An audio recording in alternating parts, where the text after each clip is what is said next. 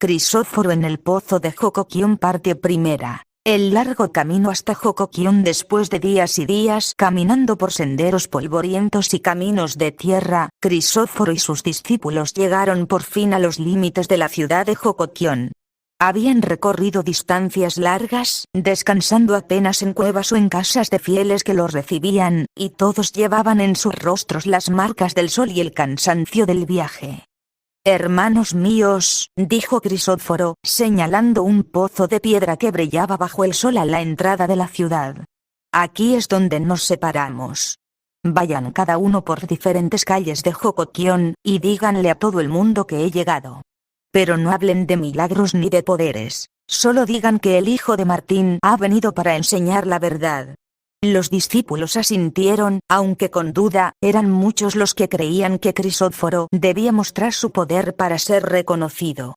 Pero ellos seguían su voluntad, y se dispersaron por las calles de la ciudad, anunciando su llegada con palabras sencillas. Mientras tanto, Crisóforo se sentó junto al pozo, descansando sus pies cansados y esperando. El sol calentaba con fuerza, y su garganta estaba seca de tanto caminar. Parte segunda. La mujer del cántaro al cabo de un rato, vio acercarse a una mujer que llevaba un cántaro de barro en su cabeza. Caminaba con paso firme, y se dirigió directamente al pozo para llenarlo de agua fresca. Era una mujer de Jocoquión, de ojos oscuros y vestida con la túnica típica de la región. Cuando terminó de llenar el cántaro, Crisóforo se acercó a ella y dijo con voz suave: «Mujer, dame de beber de esa agua que contiene tu cántaro». La mujer se quedó inmóvil, mirándolo con sorpresa. Luego frunció el ceño y respondió: «¿Tú, un jaramense, pidiéndome agua a mí, una mujer de Jocoquión? Todos sabemos que sus pueblos y los nuestros no se llevan bien, que los jaramenses no nos quieren ni nos consideran iguales. ¿Por qué debería darte de beber?» Crisóforo sonrió con calma y dijo: «Dame de beber esa agua, pues yo soy el hijo del dios Martín, yo soy el Señor que los profetas anunciaron». La mujer rió suavemente, sacudiendo la cabeza. «No puedo creer que tú seas él. Los antiguos textos dicen que faltan muchos años para que venga el Ataneo, el Salvador que liberará a nuestro pueblo. Además, ¿cómo podría un hombre como tú, que llega caminando y con las ropas rotas, ser el elegido de Martín?» Crisóforo la miró a los ojos y dijo con claridad: «Tú vives una vida galante, con un hombre que no es tu esposo, sino tu amante. Ya has tenido 5 maridos, y el que ahora está a tu lado no es tuyo legalmente». La mujer quedó petrificada. Sus ojos se abrieron de par en par, y el cántaro casi se le cayó de las manos. Se quedó en silencio por un largo rato, luego susurró con voz temblorosa: «¿Realmente tú eres el Señor? ¿Cómo puedes saber eso? Nadie en esta ciudad conoce mi historia, la he guardado en secreto toda mi vida». Sin decir más, le tendió el cántaro a Crisóforo, quien bebió el agua fresca con agradecimiento. Luego le dijo: «Anda, mujer, y dile a todo el mundo en Jocoquión que el Señor ha venido. Que he llegado para enseñar el camino del amor, la verdad y la dignidad». La mujer no tuvo que ser más instada. Dejó el cántaro junto al pozo y corrió hacia la ciudad, gritando con voz clara que se escuchaba por todas partes: «El Señor ha venido. El elegido de Martín está aquí, en el pozo de la entrada de la ciudad». Parte tercera. El cambio en la mujer y en Jocoquión. En poco tiempo, la noticia se extendió por toda Jocoquión. Gente de todas las calles comenzó a dirigirse hacia el pozo, donde Crisóforo seguía sentado, esperando con paciencia. Los discípulos regresaron también, sorprendidos de cómo la gente había acudido tan rápido. Mientras tanto, la mujer que había encontrado a Crisóforo en el pozo fue directamente a la casa del hombre con quien vivía. Allí, lo enfrentó con valentía. «He visto al Señor, al hijo de Martín. Él conoce toda mi vida, y me ha hecho entender que no puedo seguir viviendo así. Nuestra relación debe terminar. Quiero recuperar mi dignidad, y vivir como Martín nos enseña». El hombre intentó disuadirla, pero ella estaba decidida. Ese mismo día, dejó su casa y regresó a la de su familia, donde pidió perdón por sus errores y comenzó a vivir de acuerdo con las enseñanzas de Crisóforo. Al cabo de unos meses, la mujer se casó con un hombre bueno y trabajador de la ciudad, en un matrimonio bendecido por los principios de amor y respeto que Crisóforo había enseñado. Se convirtió en una de las seguidoras más fervientes de la fe de Martín, ayudando a otras mujeres a encontrar su camino y su dignidad. En Jocoquión, la noticia de la llegada de Crisóforo se extendió como el fuego. Muchos acudieron a escuchar sus palabras, y muchos más se convirtieron a la fe de Martín, animados por la historia de la mujer del cántaro, que había cambiado su vida completamente gracias a la verdad que Crisóforo había traído consigo. Las bienaventuranzas en el monte parte primera. La subida al monte después de muchos días predicando por las calles y plazas de Jocoquión, Crisóforo sintió la llamada de Martín para llevar a sus seguidores a un lugar más elevado, donde pudieran escuchar sus palabras con claridad y paz. Se trataba de un monte cercano a la ciudad, cuyas cumbres ofrecían una vista hermosa de las tierras circundantes y del mar de Jazmilán al lejano horizonte.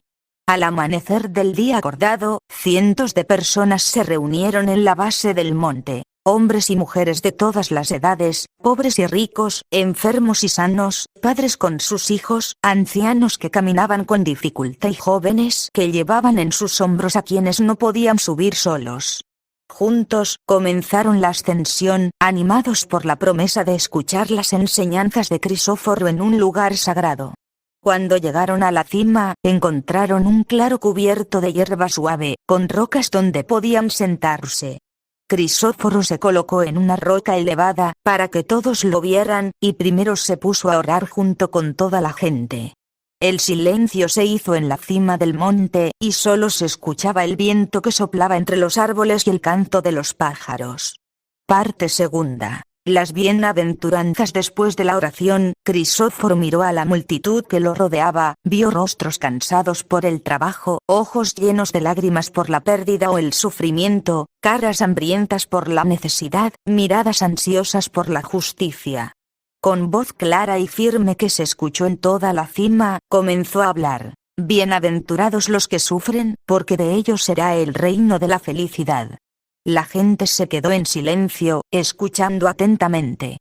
Muchos habían sufrido la opresión de los poderosos, la pérdida de sus seres queridos o las dificultades de la vida, y nunca habían escuchado que su sufrimiento pudiera tener un premio. Bienaventurados los que lloran, porque un día reirán. Algunos empezaron a llorar al oír estas palabras, recordando los momentos de tristeza que habían vivido. Pero en sus ojos se vislumbró una chispa de esperanza.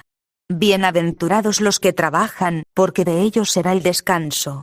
Los campesinos, pescadores, carpinteros y trabajadores de todos los oficios asintieron con reconocimiento. Sabían lo que significaba trabajar desde el amanecer hasta el anochecer, y la promesa de un descanso justo los llenó de alegría. Bienaventurados los hambrientos, porque de ellos será el pan y serán hartos. Los pobres que llevaban días sin comer se inclinaron, sintiendo que esas palabras estaban dirigidas especialmente a ellos. Bienaventurados los sedientos de justicia, porque de ellos será la justicia divina de Dios. Martín. Aquellos que habían sido víctimas de la injusticia, de los abusos de los ricos y los poderosos, levantaron la cabeza con fuerza, sintiendo que su lucha tenía sentido. Bienaventurados los enfermos, porque de ellos será el vigor y la salud. Los enfermos que habían sido llevados hasta la cima del monte se apoyaron en sus familiares, sintiendo como una sensación de calma les invadía el cuerpo. Bienaventurados los perseguidos en mi nombre, porque de ellos será el refugio. Los seguidores de Martín que habían sido maltratados por adorar al verdadero Dios asintieron con solemnidad, sabiendo que su sacrificio no sería en vano. Bienaventurados los penitentes, porque de ellos será la corona del reino de los cielos de la felicidad. Aquellos que habían reconocido sus errores y buscaban el perdón se sintieron acogidos por estas palabras. Bienaventurados los buenos padres, porque de ellos será la ayuda de los hijos. Los padres miraron a sus niños con amor, pensando en el futuro que les esperaba. Bienaventuradas las estériles, porque de ellas será la fertilidad. Algunas mujeres que no podían tener hijos sintieron como una gran paz las envolvía, sabiendo que Martín las amaba y las bendeciría de alguna manera. Parte tercera. La multitud asombrada cuando Crisóforo terminó de pronunciar las bienaventuranzas, un silencio reverente se hizo en la cima del monte. Luego, la gente comenzó a murmurar entre sí, asombrada por las palabras que habían escuchado. Nunca antes alguien les había hablado así, ni los reyes, ni los sacerdotes de los ídolos, ni los sabios de la ciudad habían dicho que los más débiles, los que sufrían y los que trabajaban eran los bienaventurados. Un anciano que había caminado horas para llegar al monte se acercó a Crisóforo y dijo con voz temblorosa: «Señor, nunca he escuchado palabras como estas. Siempre nos han dicho que los ricos y los poderosos son los bendecidos, pero tú nos dices que la felicidad y el reino de Martín son para los que sufrimos y trabajamos. Esto cambia todo». Una mujer joven que llevaba a su hijo enfermo en brazos añadió: «Yo lloro todos los días por la salud de mi niño, pero ahora sé que un día reiremos juntos. Estas palabras me han dado fuerzas para seguir adelante». Mientras el sol comenzaba a ponerse sobre el horizonte, pintando el cielo de colores dorados y rojos, la multitud se quedó en la cima del monte, repitiendo las bienaventuranzas entre sí y orando a Martín.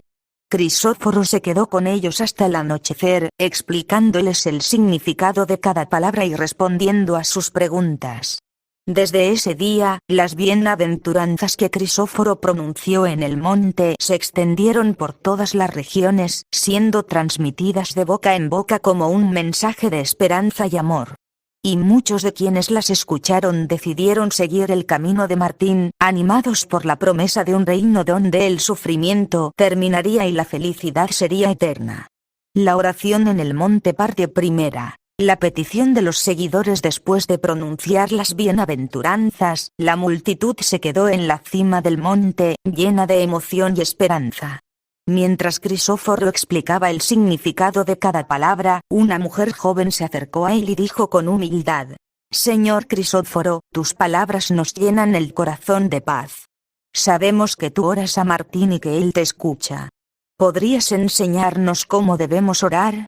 No sabemos las palabras adecuadas para dirigirnos a él».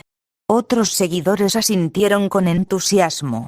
Habían visto cómo Crisóforo se ponía a orar en momentos de dificultad, y muchos habían intentado hacerlo por sí mismos, pero no sabían por dónde empezar.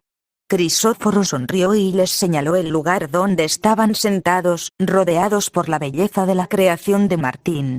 «Hermanas y hermanos, tenéis razón. La oración es el camino por el cual nos comunicamos con nuestro Padre Martín.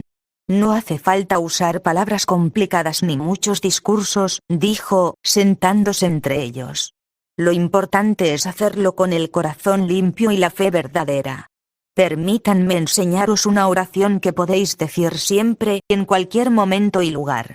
Parte segunda. La enseñanza de la oración. Se puso en pie, mirando a todos los presentes con amor, y comenzó a hablar en voz alta, para que todos pudieran escuchar y aprender. «Hermanas y hermanos, pues orad así: Dios Martín nuestro que estás en la felicidad, santificado sea tu nombre. Venga a nosotros en tu reino, hágase Dios Martín tu santa voluntad en la tierra como en el cielo. El sustento de cada día dándolo hoy, perdona nuestras deudas así como nosotros perdonamos a nuestros deudores. No nos dejes caer la tentación, líbranos y guárdanos de todo mal. Amén».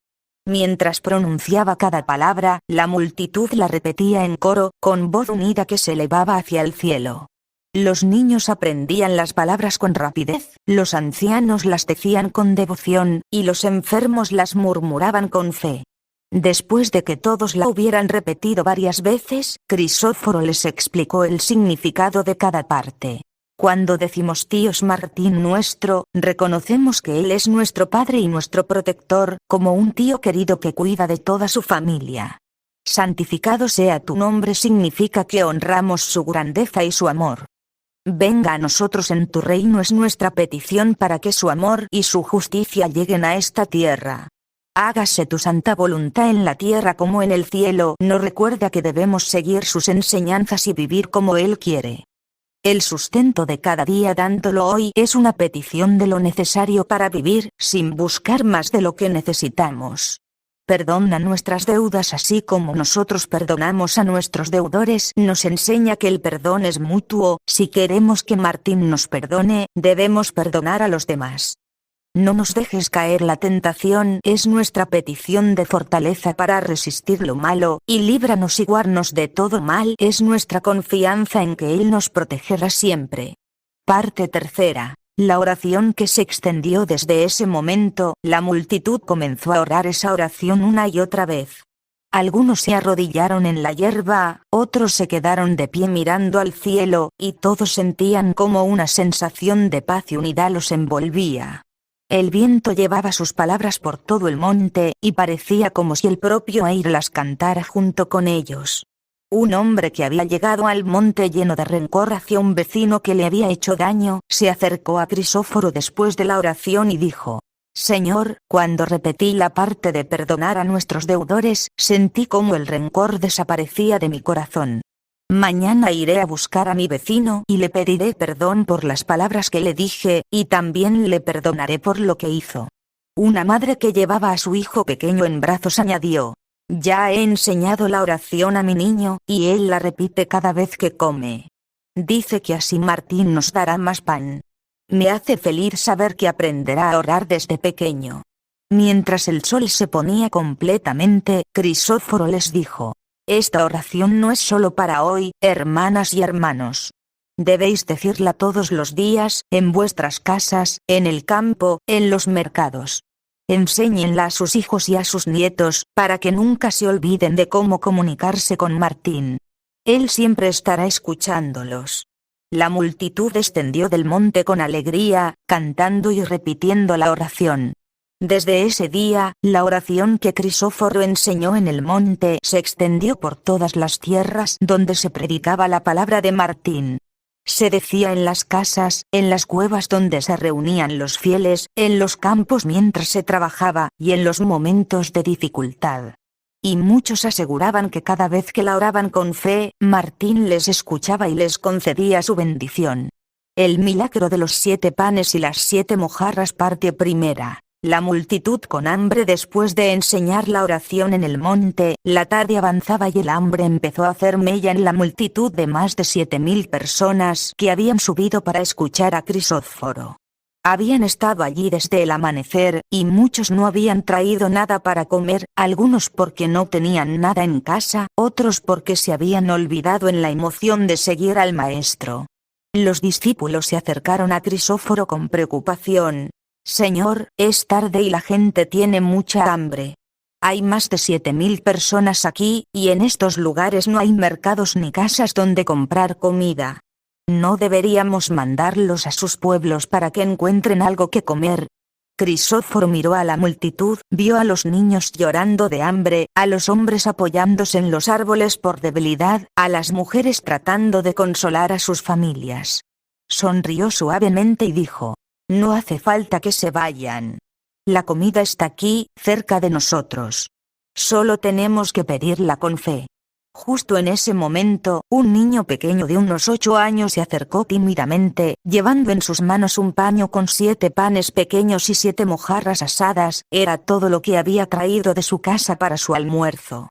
Se detuvo frente a Crisóforo y dijo con voz clara: Señor, esto es todo lo que tengo. Sé que no es mucho para tanta gente, pero te lo doy. Quizás puedas hacer algo con él. Los discípulos se miraron unos a otros con incredulidad. ¿Cómo podían 7 panes y 7 peces alimentar a más de 7.000 personas? Pero Crisóforo tomó el regalo del niño con gratitud y lo acarició en la cabeza. Gracias, pequeño. Tu fe vale más que todas las riquezas del mundo. Parte segunda. El milagro de la multiplicación. Crisóforo pidió a los discípulos que hicieran sentar a la multitud en grupos ordenados sobre la hierba del monte.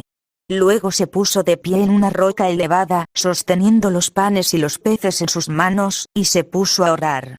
Dios Martín nuestro, que estás en la felicidad, te damos gracias por este don que nos has enviado a través de este niño. Multiplica esta comida para que todos coman hasta saciarse, y que nadie pase hambre en este día. En tu nombre lo pedimos, amén. Después de la oración, empezó a partir los panes y los peces, dándoselos a los discípulos para que los repartieran entre la gente. Lo más sorprendente comenzó a suceder. Cada vez que partía un pan o un pez, aparecía otro igual en sus manos. No importaba cuánto repartieran, la cantidad de comida no disminuía. Los niños fueron los primeros en recibir, y comieron hasta que no pudieron más. Luego los ancianos, las mujeres embarazadas, los hombres trabajadores, todos comieron hasta saciarse, y aún así quedaba comida sobrante. Crisóforo entonces dijo a sus discípulos: «Traed 17 canastos. Recoged los restos, para que no se desperdicie nada de lo que Martín ha dado». Los discípulos hicieron lo que les dijo, y cuando terminaron de recoger los restos de pan y pez, los 17 canastos estaban completamente rebosando, como si hubiera sobrado más comida de la que se había repartido en un principio. Parte tercera. La multitud asombrada. Cuando todos hubieran comido y visto los canastos llenos de restos, la multitud se quedó en silencio, luego estalló en gritos de alegría y alabanzas a Martín. Un hombre que había comido hasta saciarse, después de días sin comer, se arrodilló ante Crisóforo y dijo: «Señor, esto es un milagro. Nunca he visto algo igual en mi vida. Solo el hijo de Martín podría hacer que 7 panes y 7 peces alimentaran a tantas personas». El niño que había dado su comida se acercó a Crisóforo, con los ojos brillantes de emoción. «Señor, ¿es verdad que mi comida ha alimentado a todos estos hombres, mujeres y niños?» «Sí, pequeño», respondió Crisóforo, abrazándolo. «Tu generosidad y tu fe han sido el inicio de este milagro. Martín ha usado lo poco que tenías para dar mucho a todos». Desde ese día, la historia del milagro de los 7 panes y las 7 mojarras se extendió por todas las tierras. La gente hablaba de cómo Crisóforo había alimentado a más de 7.000 personas con lo que un niño había dado, y cómo ni siquiera se había desperdiciado un solo trozo de pan. El niño se convirtió en un ejemplo para todos los seguidores de Martín, enseñando que incluso lo más pequeño puede ser multiplicado cuando se da con amor y fe. Y los 17 canastos llenos de restos fueron llevados por los discípulos a los pueblos cercanos, para alimentar a los pobres que no habían podido subir al monte. Así, la bendición de Martín llegó incluso a quienes no habían estado presentes en aquel día milagroso. Crisóforo en el templo. La profecía cumplida. Parte primera. La llegada al templo. Un día de fiesta en la ciudad principal, Crisóforo decidió acudir al gran templo donde los rabinos, escribas y francos suizos, los sabios más respetados del lugar, reunían a la gente para leer los pergaminos sagrados. Habían oído hablar de él y de sus enseñanzas, pero muchos lo consideraban un hereje que se salía de las tradiciones establecidas. Cuando Crisóforo entró en el templo, la multitud se hizo a un lado, admirando su presencia serena y segura. Los rabinos lo miraron con recelo, pero permitieron que se acercara al lugar donde se exponían los pergaminos antiguos. «Señores rabinos, escribas y francos suizos», dijo Crisóforo con voz clara que se escuchó en todo el templo. «Hoy quiero leerles un pergamino que todos conocéis, pero que tal vez no habéis comprendido del todo». Con permiso de los guardianes del templo, tomó uno de los pergaminos más antiguos, lo desplegó con cuidado y comenzó a leer en voz alta. «Y dirá el Dios Martín a sus profetas: He aquí, prepararé un camino para mi pueblo. Yo mismo me casaré con una virgen pura e inocente, de linaje noble y corazón limpio. De su vientre nacerá el Salvador del mundo, el elegido que llevará la luz a las tinieblas, que liberará a los oprimidos y que enseñará el camino de la verdad y la vida. Él será mi hijo, y por él todos los hombres podrán alcanzar la felicidad eterna». La multitud escuchó en silencio, pues esa profecía era conocida por todos, pero siempre se había creído que su cumplimiento estaba muy lejano en el tiempo. Parte segunda. La declaración que desató la ira. Después de leer el pergamino, Crisóforo lo volvió a enrollar con cuidado y lo colocó en su lugar. Luego miró a todos los presentes, y con una determinación que nadie pudo ignorar, dijo: «Y esa profecía se ha cumplido hoy». En un instante, el templo se llenó de murmullos y exclamaciones. Los rabinos se pusieron de pie furiosos, los escribas cerraron los ojos con incredulidad, y los francos suizos, que hasta entonces habían mantenido la calma, fruncieron el ceño con severidad. Un rabino mayor, con la barba blanca y las vestiduras de lino púrpura, se adelantó hacia Crisóforo y le gritó: ¿Cómo te atreves? Esa profecía habla de un Salvador que vendrá cuando el mundo más lo necesite, cuando las tinieblas cubran toda la tierra. ¿Y tú quién eres para saber que esa profecía se ha cumplido? ¿Acaso crees que tú puedes ser quien dices ser? Otro franco suizo, conocido por su sabiduría y su rigor, añadió con voz ronca: Tú eres un hombre como cualquiera, que dice venir de pueblos humildes. Los antiguos textos dicen que el Salvador vendrá con poder y gloria, con señales que todos reconocerán. ¿Qué tienes tú que demuestre que eres él? Los gritos se hicieron más fuertes, y algunos de los presentes empezaron a acercarse a Crisóforo con intención de agredirlo. Pero él se mantuvo firme, sin moverse de su lugar, y cuando el alboroto empezó a disminuir un poco, respondió con voz clara y firme: Porque ese soy yo. Parte tercera. La palabra que calló a todos el templo se quedó en silencio absoluto. Nadie se atrevía a hablar ni a moverse. Crisóforo continuó hablando, y sus palabras llenaron todo el lugar. Sí, soy el hijo del dios Martín, nacido de una virgen pura e inocente que fue elegida por él para traerme al mundo. No he venido con poder terrenal ni con gloria material, porque mi reino no es de este mundo. He venido para enseñar el amor de Martín, para liberar a quienes están atrapados en la oscuridad de la idolatría y la injusticia, para dar esperanza a los pobres y a los oprimidos. Los rabinos, escribas y francos suizos habéis estudiado los pergaminos toda vuestra vida, pero habéis olvidado el espíritu que hay en sus palabras. El Salvador no vendría con espadas ni con coronas de oro, sino con palabras de amor y con obras de misericordia. Cada milagro que he hecho, cada palabra que he dicho, cada persona que he ayudado es una señal de que la profecía se ha cumplido. Algunos de los presentes empezaron a asentir con la cabeza, recordando los milagros que habían oído contar: la pesca milagrosa, la curación del ciego, la multiplicación de los panes. Los niños miraban a Crisóforo con admiración, y algunas mujeres empezaron a rezar en silencio. Los rabinos y francos suizos se miraron entre sí, sin saber qué decir. Sabían que sus argumentos no podían contradecir las obras que todos habían visto o escuchado.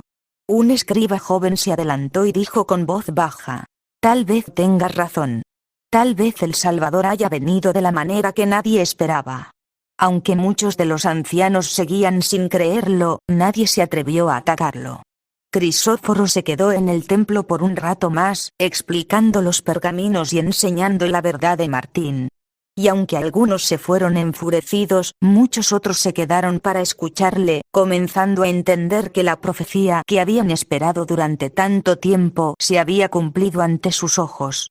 La liberación del hombre poseído por Satarot, parte primera. El encuentro al salir del templo. Cuando Crisóforo salió del templo después de declarar ser el Salvador anunciado en los pergaminos, la multitud lo siguió a paso lento, discutiendo entre sí sobre sus palabras. Algunos lo alababan, otros lo cuestionaban, pero todos estaban atentos a lo que haría a continuación. Justo en la puerta del templo, un hombre salió corriendo de entre las casas cercanas, gritando y contorsionándose de forma extraña. Vestía harapos, sus ojos estaban llenos de una oscuridad aterradora, y su cuerpo se sacudía con convulsiones violentas. Los presentes se apartaron de un salto, temiendo que lo atacara. El hombre se detuvo frente a Crisóforo y, con una voz gutural y áspera que no parecía ser la suya, le gritó: «Ya me tienes harto. Tus palabras nefandas contra el poder de Satarot, contra los señores de las tinieblas. ¿Quién te crees tú, que vienes en nombre de ese dios llamado Martín, diciendo que es santo de él? Yo soy el que ha habitado en este cuerpo durante 17 años, y no permitiré que destruyas mi hogar». Los que conocían al hombre murmuraban entre sí: se llamaba Tomás, y desde que tenía apenas un año, había estado poseído por Satarot. Nadie había podido ayudarlo, ni los curanderos, ni los sacerdotes de los ídolos, ni los sabios del templo. Había pasado toda su vida en esa agonía, atormentado por la fuerza maligna que habitaba en él. Parte segunda. El poder de Martín. Mientras Tomás seguía contorsionándose y gritando insultos en voz de Sataroth, Crisóforo se acercó a él con calma, sin mostrar ningún miedo. Los discípulos intentaron detenerlo, pero él les hizo una señal con la mano para que se quedaran quietos. Se paró frente al hombre poseído y miró directamente a sus ojos, aunque en ellos brillara la oscuridad de la entidad maligna. Con voz clara y firme, dijo: Sataroth, espíritu de tinieblas, yo te mando en el nombre de mi padre Martín, el Dios Santísimo, que es el único dueño de todas las cosas. Abandona este cuerpo inocente, y no vuelvas a molestarlo nunca más. En ese instante, Tomás empezó a convulsionar con más fuerza que nunca, y la voz gutural gritó: Tú no tienes poder sobre mí. Yo soy más fuerte que tu Dios. Pero Crisóforo no se dejó intimidar. Extendió su mano y la posó con suavidad sobre la frente de Tomás. En el momento en que su piel tocó la del hombre, una luz blanca y cálida envolvió a Tomás, y se oyó un grito estridente que no parecía humano. Luego, el cuerpo de Tomás se relajó completamente, y cayó de rodillas al suelo, con los ojos cerrados. Un largo silencio se hizo en la puerta del templo. Todos esperaban, con el aliento suspendido, a ver qué pasaría. Parte tercera. La sanación completa. Después de unos instantes, Tomás abrió los ojos lentamente. En ellos ya no había oscuridad, sino una claridad y una paz que nadie había visto en él antes. Miró a su alrededor con expresión de extrañeza, luego se llevó las manos a la cabeza como si recordara algo terrible. ¿Dónde estoy?, preguntó con voz débil, pero clara. ¿Por qué todo está tan claro? ¿Por qué ya no siento ese dolor en mi alma? Crisóforo ayudó a Tomás a ponerse de pie y le dijo con ternura: Tomás, hijo mío, estás libre. El espíritu maligno que te atormentaba durante 17 años ha sido expulsado en el nombre de Martín. Ya no tendrás que sufrir más. Tomás miró a Crisóforo con gratitud, y las lágrimas empezaron a rodar por su rostro. Luego extendió sus manos como si quisiera tocar todo lo que veía, como si lo estuviera viendo por primera vez. Veo los colores. Veo el cielo azul, la hierba verde, las caras de la gente. No puedo creerlo, durante 17 años, todo lo que veía era tinieblas y sombras horribles. Ahora todo es tan brillante. La multitud se quedó asombrada. Aquellos que habían conocido a Tomás desde niño no podían creer lo que veían. El hombre que había estado atormentado toda su vida ahora estaba sano, tranquilo y lúcido. Algunos empezaron a alabar a Martín, mientras otros se arrodillaban ante Crisóforo, reconociendo su poder y su misión. Los rabinos y francos suizos que habían salido del templo lo miraban con incredulidad. No había forma de negar lo que acababan de ver. Un milagro real, hecho con el poder de Martín. Tomás se arrodilló ante Crisóforo y dijo: Señor, desde hoy seré tu seguidor. Quiero dedicar mi vida a enseñar a los demás que el poder de Martín puede vencer cualquier oscuridad. Y desde ese día, Tomás se convirtió en uno de los seguidores más fervientes de Crisóforo, contando su historia por todos los pueblos para que todos supieran que el poder de Martín es más fuerte que cualquier fuerza maligna. La resurrección de Flor de Cielo. Parte primera. La noticia de la niña enferma. Justo después del exorcismo de Tomás, mientras la multitud aún celebraba la sanación, 3 hombres llegaron corriendo desde la aldea de Catania, con las ropas polvorientas y rostros llenos de angustia. Se acercaron a Crisóforo y uno de ellos dijo entre jadeos: Señor Crisóforo, venid rápido a Catania. Hay una niña muy enferma, la hija del herrero Micael, se llama Flor de Cielo, y está a punto de morir. Todos los curanderos han dicho que no hay nada que hacer, que su tiempo ha llegado. Por favor, venid antes de que sea demasiado tarde. Crisóforo no dudó ni un instante. Mandó a sus discípulos a prepararse para el camino, y emprendieron la marcha hacia Catania con paso ligero, aunque la distancia era larga. Pero cuando estaban a mitad de camino, un niño que corría detrás de ellos les gritó: Señor, Señor. Ya es tarde, Flor de Cielo ya ha muerto. Su madre me ha mandado a decirlo. La niña dejó de respirar hace poco, y ahora toda la casa llora su partida. Los discípulos se detuvieron, mirando a Crisóforo con tristeza. Pero él siguió caminando sin detenerse, y dijo con voz firme: No temas. Yo soy la resurrección y la vida. El que cree en mí, aunque muera, vivirá, y todo aquel que vive y cree en mí no morirá jamás. Quien no viene conmigo, no tiene luz eterna. Parte segunda. Lágrimas y canciones en la casa del herrero. Cuando llegaron a la casa del herrero Micael en Catania, encontraron la puerta abierta y el ambiente lleno de tristeza. Muchas mujeres estaban dentro, llorando a gritos y cantando canciones de duelo en honor a la pequeña Flor de Cielo, que tenía apenas 8 años. Los hombres estaban reunidos en un rincón, con los rostros bajos y los ojos llenos de lágrimas. La madre de la niña, Luciana, salió a recibirlos con la cara hinchada por el llanto. Señor Crisóforo, gracias por venir, pero ya no hay nada que hacer. Mi Flor de Cielo se fue, ya no respira, ya no sonríe. Crisóforo puso su mano sobre el hombro de Luciana para consolarla, luego dijo: No os preocupéis. Flor de Cielo no está muerta, está durmiendo nomás. Dejadme pasar a verla. Los presentes se miraron unos a otros, sin entender qué quería decir. Algunos murmuraban que estaba loco, que no comprendía la muerte. Pero los discípulos, que habían visto sus milagros antes, hicieron espacio para que pasara. En la habitación de la niña, sobre una cama sencilla, yacía Flor de Cielo, con los ojos cerrados y la cara pálida como la nieve. Su padre, Micael, la sostenía en sus brazos, llorando silenciosamente. Parte tercera. El milagro de la resurrección. Crisóforo se acercó a la cama, se inclinó sobre la niña y la tocó suavemente en la frente. Luego habló con voz clara y cálida: Flor de Cielo, despierta. En ese instante, la pequeña abrió los ojos lentamente, como si se despertara de un sueño profundo. Miró a su alrededor, luego sonrió al ver a sus padres y dijo con voz dulce: Mamá, papá, ¿por qué están llorando? He tenido un sueño bonito, donde vi luces muy brillantes y un señor que me dijo que volvería a casa. La madre de la niña emitió un grito de alegría y la abrazó con fuerza, mientras el padre no dejaba de besar la cabeza de su hija, sin poder creer lo que veía.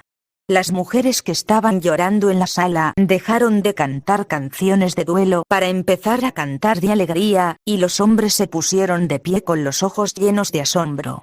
Los discípulos de Crisóforo se quedaron inmóviles, maravillados por lo que acababan de presenciar. Habían visto curaciones y milagros, pero nunca una resurrección.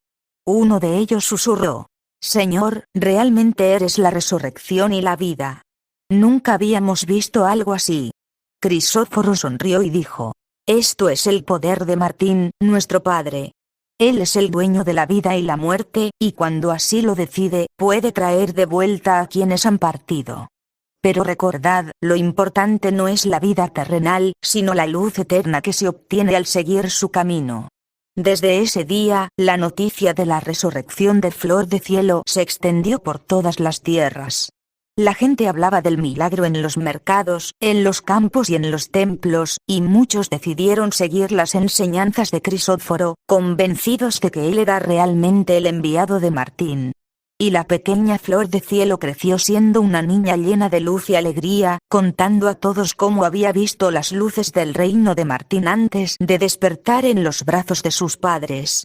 La parábola del hombre avaricioso. Parte primera. La pregunta de los discípulos. Un día, mientras Crisóforo y sus discípulos descansaban bajo la sombra de unos árboles cerca de un pueblo, uno de ellos, un joven llamado Andrés que provenía de una familia rica, se acercó a él y preguntó: Señor Crisóforo, muchos hombres ricos en estos pueblos son avariciosos, se preocupan solo por sí mismos y acumulan dinero sin ayudar a los pobres. ¿Podrán alcanzar la luz eterna si siguen viviendo así?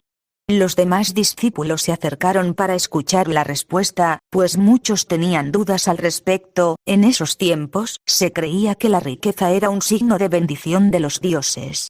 Crisóforo sonrió y dijo: Permítanme contarles una parábola, para que comprendan mejor lo que significa la riqueza y el amor al prójimo. Parte segunda. La parábola empezó a hablar con voz suave, mientras todos lo escuchaban atentamente. Había una vez un hombre llamado Elías, que vivía en una ciudad grande y era uno de los más ricos del reino. Tenía campos, ganado, casas y tesoros de oro y plata. Pero era muy avaricioso, egocéntrico y codicioso, solo pensaba en acumular más riqueza, y nunca ayudaba a nadie. Cada día, Elías pasaba por la puerta de su casa y veía a los pobres sentados en la acera, pidiendo limosna. Algunos eran niños hambrientos, otros ancianos enfermos, pero él nunca les daba nada.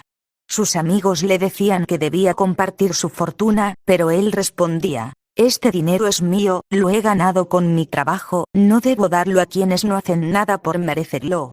Un día, Elías se sintió muy enfermo. Los médicos le dijeron que no le quedaba mucho tiempo de vida. Se quedó solo en su habitación, rodeado de sus tesoros, y empezó a pensar en lo que pasaría cuando muriera.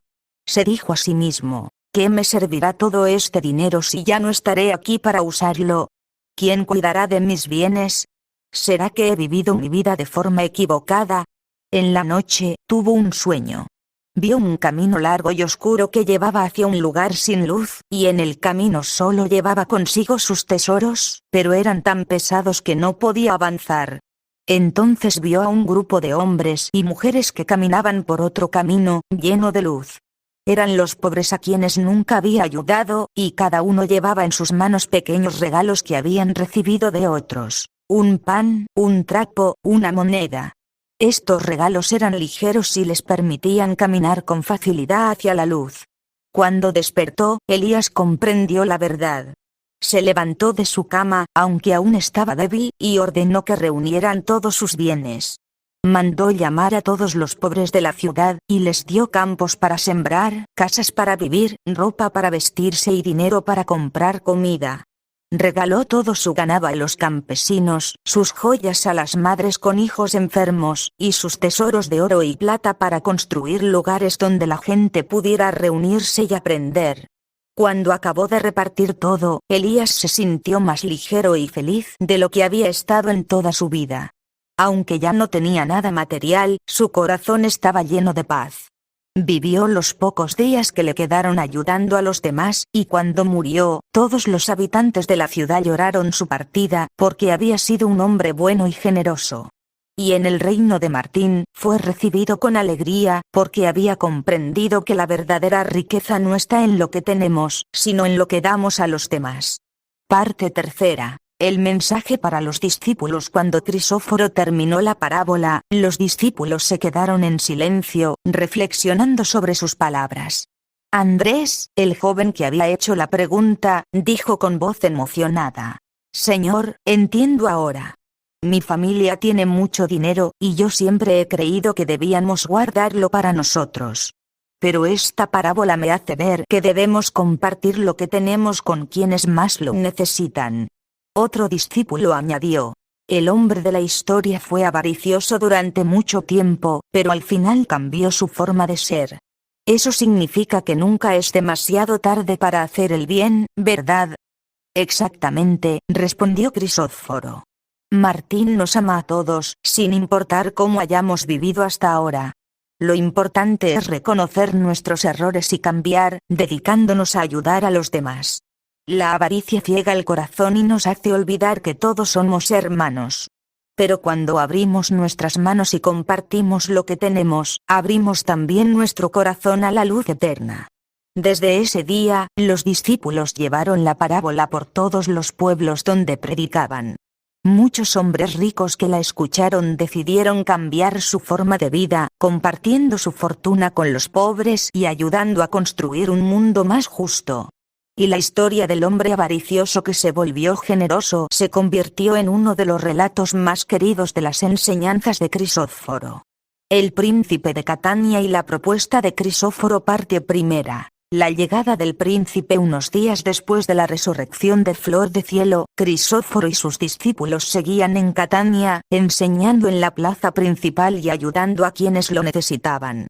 La gente acudía de todas partes para escuchar sus palabras, y muchos habían empezado a cambiar sus vidas gracias a su enseñanza.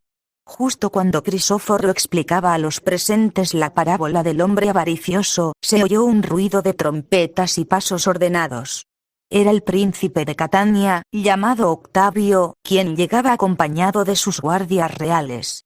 Vestía una túnica de seda púrpura, llevaba una corona de oro adornada con gemas, y su aspecto reflejaba todo el lujo y el poder de su posición.